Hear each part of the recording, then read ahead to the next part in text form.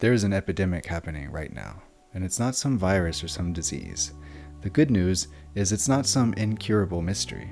In fact, in this video, I'm going to share with you a solution that will help you heal any disease and transform your life completely, without relying on anyone else. Stick with me, because I'm about to give you the tools to take back control of your health and live the vibrant, thriving life that you were born to live. Now, before we get there, we need to examine the root of the problem. I'm talking about the way that we see ourselves and the way that we approach health in general as a whole.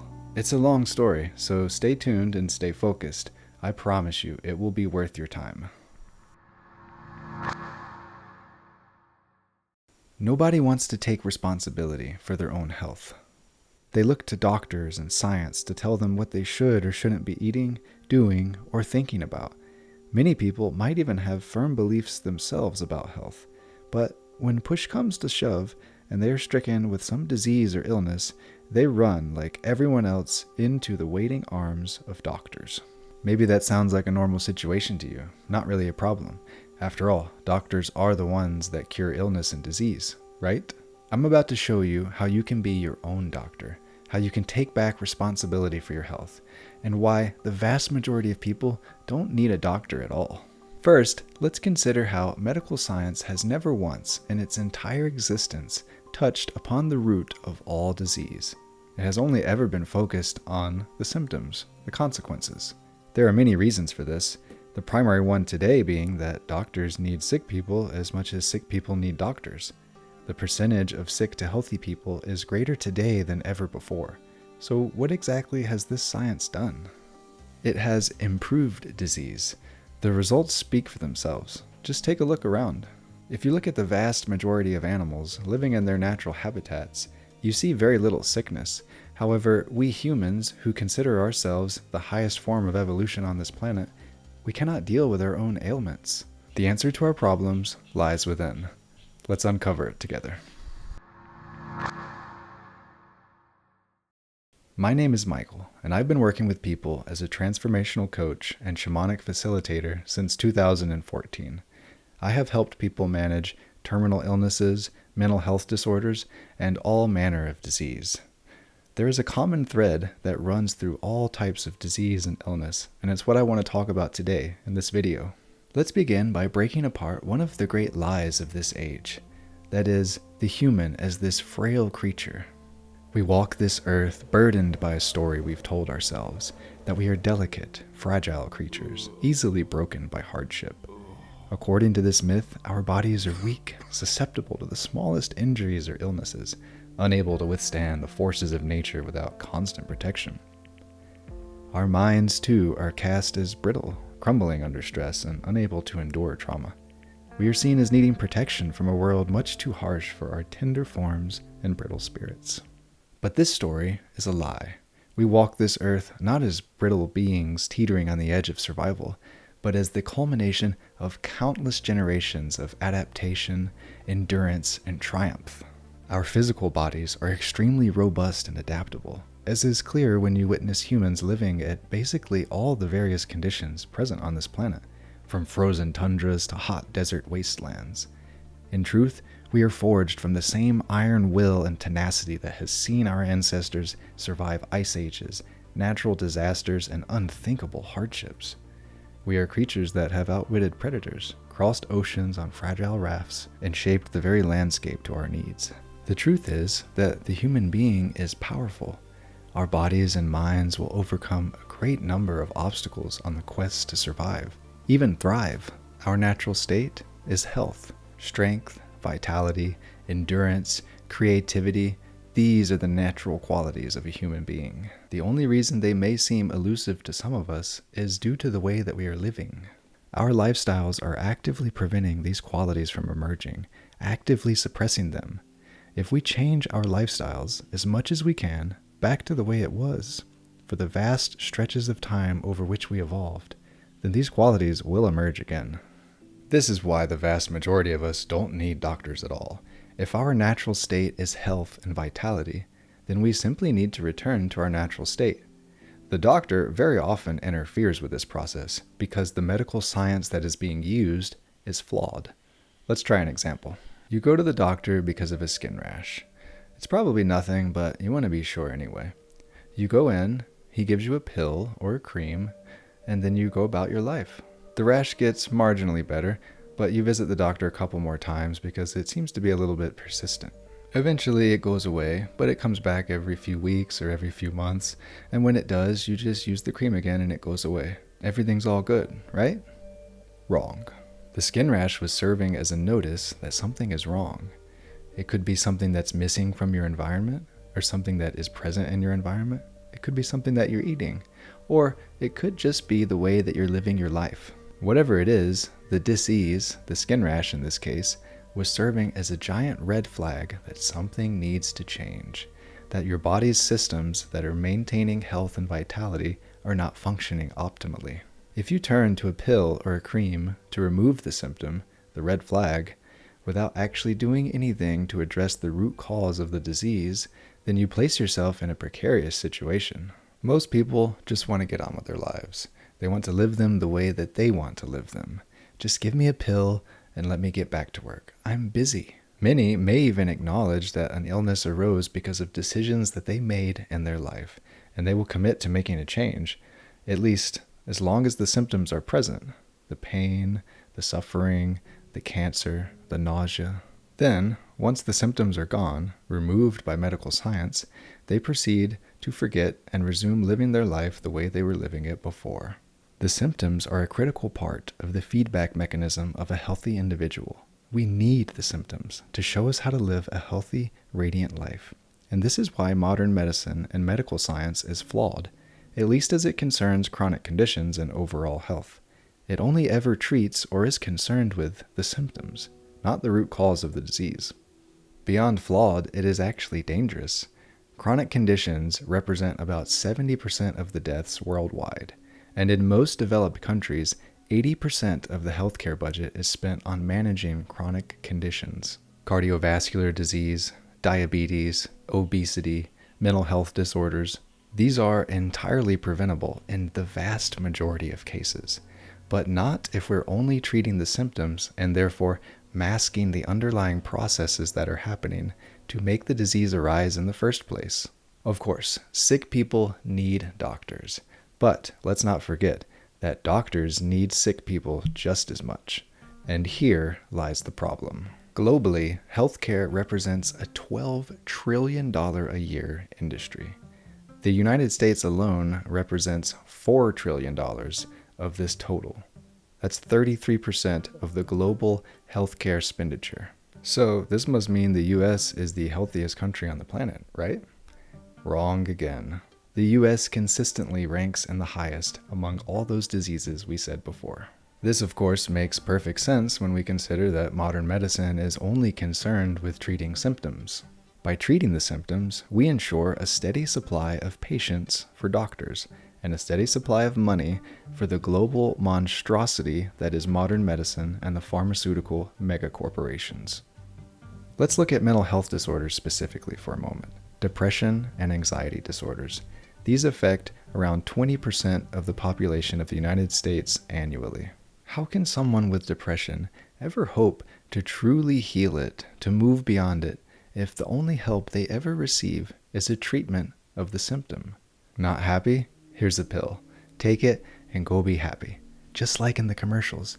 Don't listen to the suicidal thoughts. How many people will go to a doctor with depression, heart disease, or some autoimmune disorder, or anything, and meet a doctor that is truly interested in helping them heal this condition once and for all? How many doctors ask their patients, "What time did you go to sleep last night?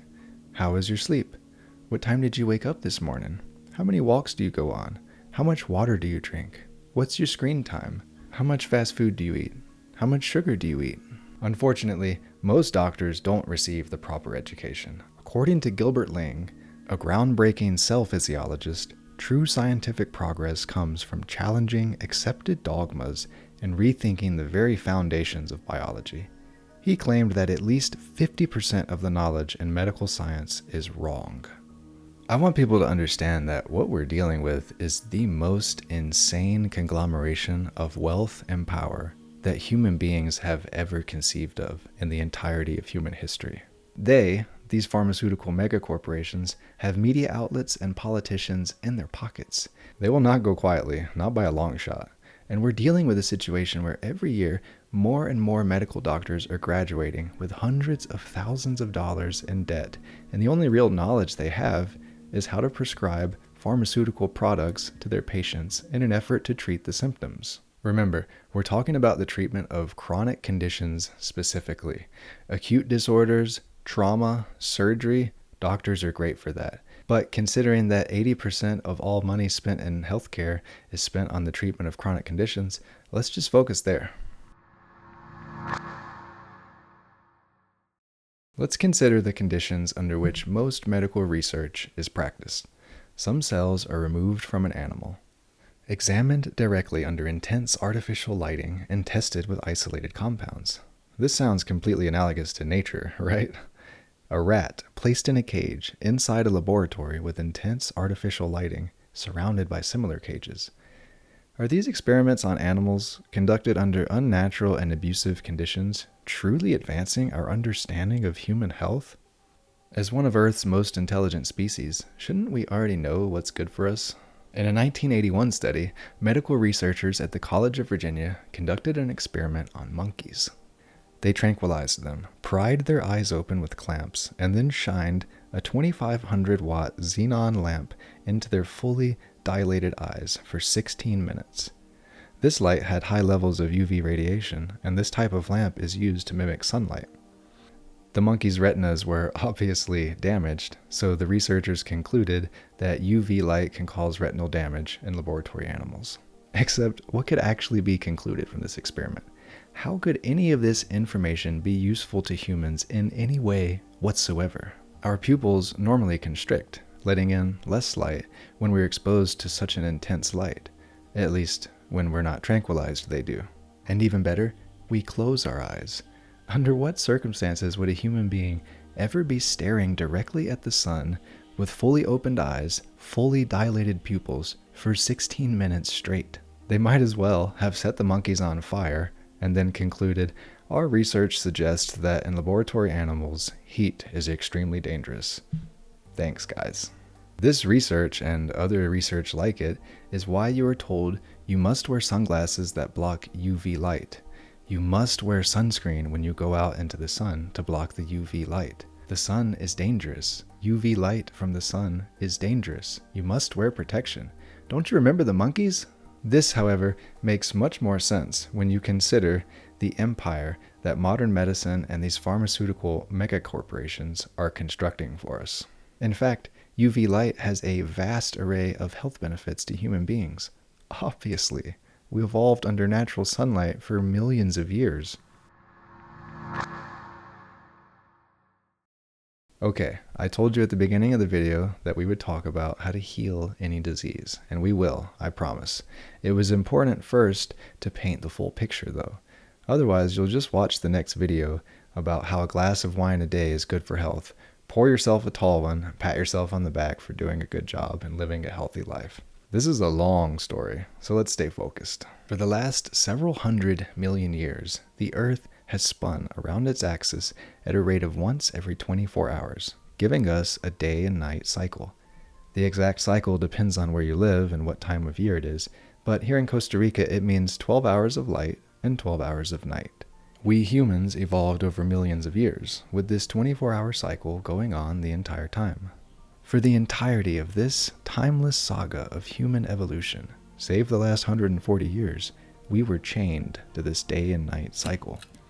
Electric lights have only been widespread since 1890. So, due to this timeless age of human evolution under this day and night cycle, there are hundreds of thousands of different chemical processes that are happening inside your body that change from day to night. We can call this circadian biology. The word circadian comes from the Latin roots circa, meaning approximately, and diem, meaning day. Approximately a day. Now, at the end of millions of years of evolution, we have the capacity to make our own light, not having to rely on the sun. However, in this process, we are interfering with an ancient system built into our bodies that governs basically our entire biology. Your body is expecting a dark period, and it's expecting it right on time. If something interferes with this dark period, it interferes with this circadian rhythm of the body. Sleep and wake cycle, hormonal secretion of cortisol, melatonin, growth hormone, body temperature, metabolism and digestion, cardiovascular function, immune function, cellular repair and division, neurotransmitter levels of serotonin, dopamine, and others, liver detoxification. In fact, there is very little that happens in the human body that is not touched in some way by this circadian rhythm. We don't have time in this video to go into all the minutiae of the different ways the body is affected by interrupting the circadian rhythm, but understand it is of massive significance. Why then do we mess around so much with this circadian rhythm without considering at all the effects it might have on our bodies? And an even better question is, how can we live in a way that aligns with these circadian rhythms? The first question can be answered by reviewing the first half of this video, and the second question can be answered fairly simply. When it's dark outside, it needs to be dark. Your central circadian clock, the suprachiasmatic nucleus, needs this darkness so that it can signal to all the various processes happening in the body to change accordingly. Let's take one example, melatonin. You wake up in the morning, hopefully at sunrise, with a fairly low level of melatonin, and the level continues to drop off throughout the day, reaching its minimum at midday. This promotes wakefulness and helps maintain alertness, focus, and coordination. As ambient light levels go down closer to night, the body begins making more melatonin. Now, getting closer to sunset, while melatonin levels are picking up, you turn on the lights in the living room. According to your eyes, it's now the middle of the day. No need for melatonin, so your body tapers off production. However, high levels of melatonin are needed for deep sleep, so it's harder to get to sleep, and you don't sleep as good anyway. As well, reduced melatonin levels during sleep means the immune system is affected as well as some other hormones like cortisol. This was just one example. Now, imagine it times 1,000 or 100,000 happening every night when we interrupt this dark period. Let's flip to the other side, sunrise. Humans have, for millions of years, risen with the sun every day. There were no options for artificial light, so what choice did we have but to use up every ounce of sunlight that was offered to us? Back to melatonin, getting those first rays of sunlight in the morning ensures that we are suppressing melatonin production, signaling the body that it's time to wake up and be alert. It helps reset the circadian clock and prevents drowsiness throughout the day. Morning light also triggers a cortisol spike, which leads to better focus, more energy, and clarity. We are just scratching the surface here from the lens of a 24-hour day-night cycle and circadian biology. There are precious aspects to morning sunlight that offer very specific health benefits to the human being that we simply don't have time to go into in this video. The takeaway is pretty simple. Get up early with sunrise and eliminate lights after the sun goes down, especially screens. If you really need a light, try a red light turned down low, as this won't affect you as much. Even still, consider if you actually need the light. What are you really trying to accomplish? Could you accomplish it by simply going to bed and getting up earlier? Personally, I turn off all lights and screens in my house after about 7 p.m., usually a little bit earlier. Here in Costa Rica, sunset happens at around 5:30 p.m. every day, just for some perspective. Now, I'll admit that it was challenging to make this shift, and it might be for you as well. I used to see those precious evening hours as some of my most creative, and I wasn't excited to give them up. I noticed right away, though, that getting up earlier to maintain those creative hours resulted in even more creativity. Now, I get up at around 4 a.m., meditate, and start writing. It's usually my favorite time of the day. The main barrier for me to make this shift was that I simply wasn't tired enough to go to bed any earlier. However, maintaining that hard limit of 7 p.m. for lights and screens, I would eventually drift off to sleep earlier and earlier, as there simply wasn't anything else to do. I would imagine also that people not living in the remote jungles of southern Costa Rica might find it a little bit more difficult to adapt to this type of lifestyle. I would ask you, however, to consider what you're leaving on the table by not adapting to this lifestyle, to the lifestyle that was normal for hundreds of millions of years of human evolution. Look around. Depression, diabetes, obesity, cardiovascular disease, mental health disorders. Could it really be that simple to fix all of these diseases and illnesses? Let's keep going deeper to find out. Life has evolved on Earth for millions of years, always under the constant influence of sunlight. Many cultures even worshipped the sun as a god.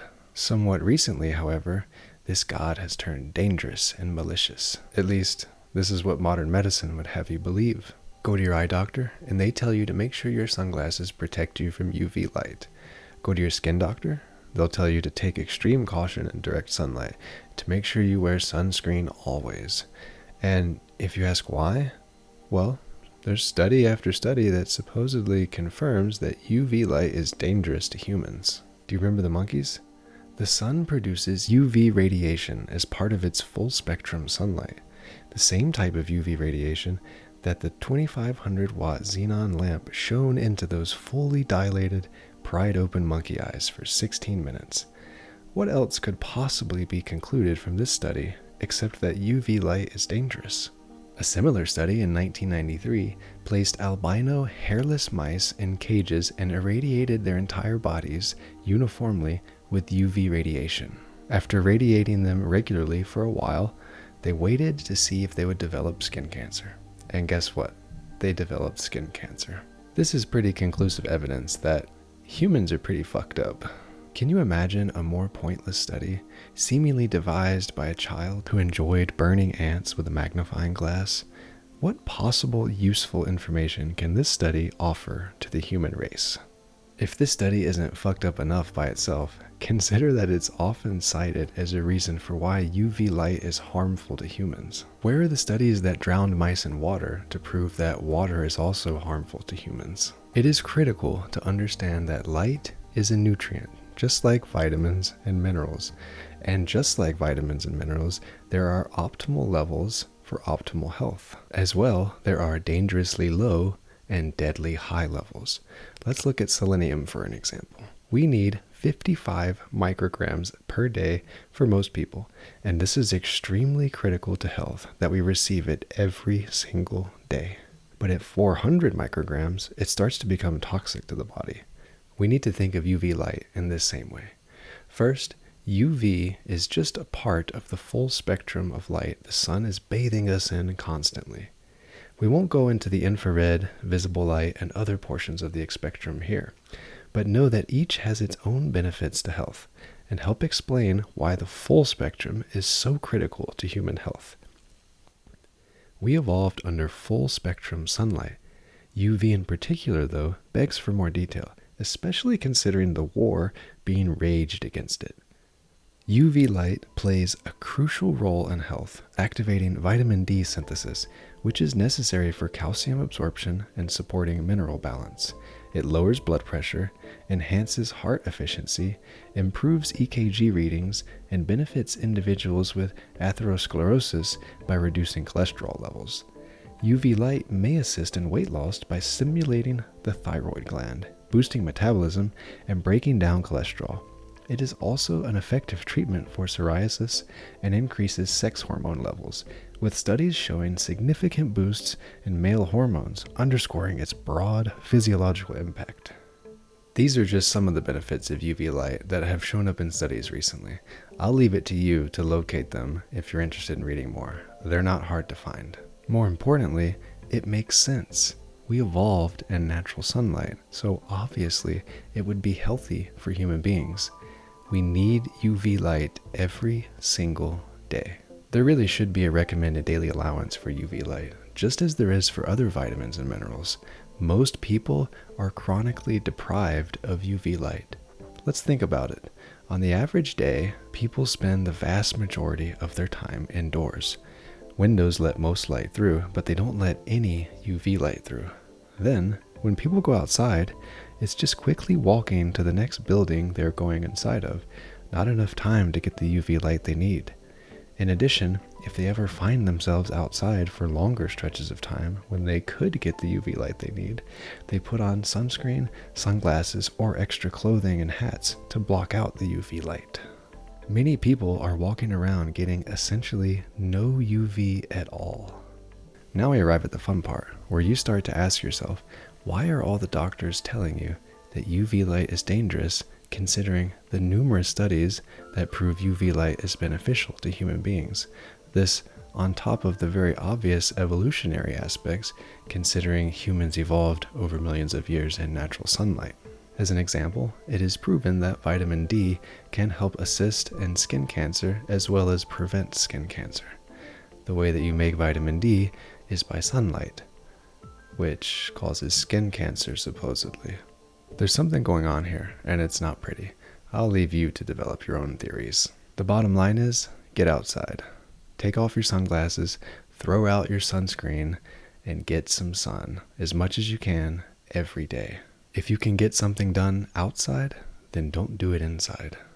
I'm not telling you to go roast yourself in midday sun, especially if you're not accustomed to high levels of sun exposure. Just ease into it. You'll know when enough is enough. This is how we heal disease. This is how we transform lives. It's a troubling reality that people don't want to take responsibility for their health, for their lives. They want to run around blaming everyone else for things that they are doing to themselves. Isn't it time to take responsibility for our lives and understand that every action or inaction has its consequences? If we lose completely our ability to think logically, then we will no longer be able to see and understand what is happening to us as humans. In choosing to not think for ourselves and taking other people's definitions of reality, we risk losing sight of truth entirely. And what is the truth? Our natural state is health and vitality, that our bodies want to live, to thrive. Is this the truth you feel when you go to see your doctor? The traditional doctor-patient relationship leaves most people feeling invalidated and helpless, especially if you should ask about more natural approaches rather than pharmaceutical ones. Many doctors view patients as problems to fix, while the patients often believe their health depends solely on medical intervention.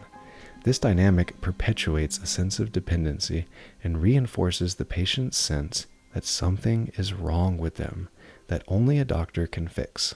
Well, if there is something wrong with you, it's simply that you are getting in the way of your body's natural ability to thrive. The responsibility, therefore, rests solely on your shoulders to get out of the way, to allow the natural conditions of life on this planet to nurture your body. Sunlight, water, plants, sleep, darkness. Again, if you can do something outside, don't do it inside. In this video, we have been discussing a couple of ways to initiate the process of taking responsibility for your health, healing any disease, and transforming your lives. But there are many other ways to approach this. I chose to discuss circadian biology and UV light in this video because I feel that these are the most important ones to get right. It doesn't matter how much you run, exercise, eat healthy, inject yourself with vitamins, praise Jesus, or sing positive mantras. If you don't align yourself with this planet's circadian rhythm, and if you don't get UV light every single day, you are running a race with a torn hamstring. Taking personal responsibility for your health is the linchpin in this whole process, and without it, very little can be accomplished on your own. You are the only one that can wake yourself up at sunrise to get that morning light. You are the only one that can expose your skin and your eyes to the delicious rays of the sun. And if you don't, when you end up at the doctor, they will do their best to help you with the pharmaceutical products that they are most comfortable with to treat your symptoms. And round you will go, from therapy to therapy, chemo to radiation, from pill to cream. And when you arrive finally at the end of the line, you will be confused, asking, why me? Why this disease? I don't claim that any person living on the planet can heal any disease 100% of the time.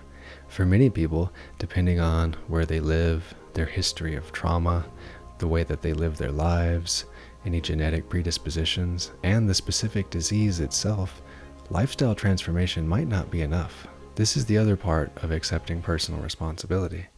Arms don't grow back.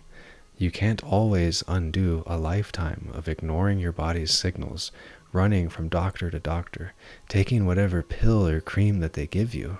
Your body has been sending you signals your entire life whenever it needed you to shift something, and you very often covered it up, fixed the symptoms, and ignored the change that was being asked for. I certainly did, and paid my own prices for that as well. However, regardless of your present circumstances, taking personal responsibility for those decisions can be your only form of liberation. Maybe you felt lied to or cheated, but it doesn't matter. You were the one that chose to believe the lie rather than your own inner wisdom. You were the one that allowed yourself to be cheated, that placed yourself in that situation and gave up your agency. If you can take the responsibility, accept it, and move forward, you break the bonds that grip you. This very often is the root of the disease itself. In many major depressive episodes and anxiety disorders, this is what's happening under the surface. Neglecting your body and its basic needs, or avoiding listening to it and providing what it's asking for, is very similar. When it starts to fail, you ask, why? Round and round we go, where we stop, nobody knows. Or we can break free from this cycle.